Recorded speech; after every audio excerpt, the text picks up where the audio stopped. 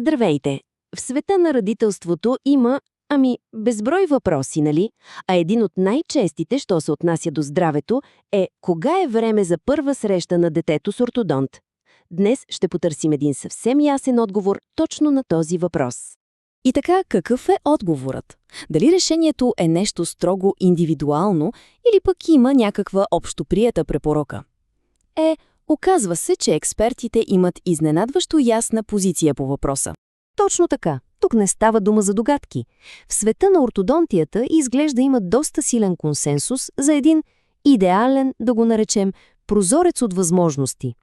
Една консултация точно в този период може да донесе максимални ползи и да предотврати усложнения в бъдеще. И ето го.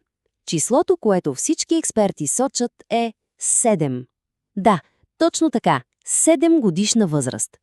Може и да звучи рано, но повярвайте, за тази препоръка стоят няколко много солидни причини. Добре, но защо точно на 7? Първо, на тази възраст вече са се появили първите постоянни кътници и ръзци. Това дава на ортодонта една доста ясна първоначална картина на захапката. Освен това, и това е ключово, челюстта все още расте активно. Това позволява на специалистите да насочват развитието й и да коригират проблеми много по-лесно.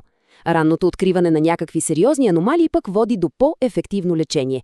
И да не забравяме, децата на тази възраст обикновено са доста съдействащи, понякога дори ентусиазирани. Ето и един често срещан с инструмент при ранното лечение. Знаете как понякога някое млечно зъбче пада твърде рано? Тогава съседните зъби могат да се разместят и да блокират мястото за постоянния зъб. Местопазителят е, точно това, което подсказва името му. Един малък апарат, който просто пази мястото отворено, докато дойде време да пробие постоянния зъб. Толкова елегантно и ефективно решение. Добре, а как тази първа визита се вписва в цялостния план? Нека си представим едно типично ортодонтско пътешествие. Първия преглед, около 7-та годинка, е най-вече за оценка. Ако се наложи някаква намеса, следва фаза на ранно лечение. Но същинското, основното лечение обикновенно започва по-късно. И тук идва стратегическият момент. Основното ортодонтско лечение, често пъти с брекети, обикновенно се насрочва за около 10 годишна възраст или малко след това. А причината?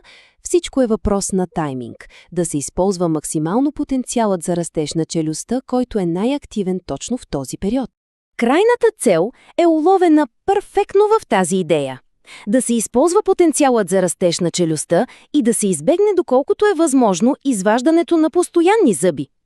Виждате ли, с правилно планиране и навременна намеса, ортодонтите често могат да създадат достатъчно място за всички постоянни зъби, а това значително намалява нуждата от вадене на зъби по-късно, което е огромен плюс за една здрава усмивка в дългосрочен план. И така, ето ги препоръките на специалистите, причините зад тях и дългосрочните ползи. Сега финалният въпрос остава за всеки родител да си отговори. Време ли е да се започне планирането на онази бъдеща здрава усмивка?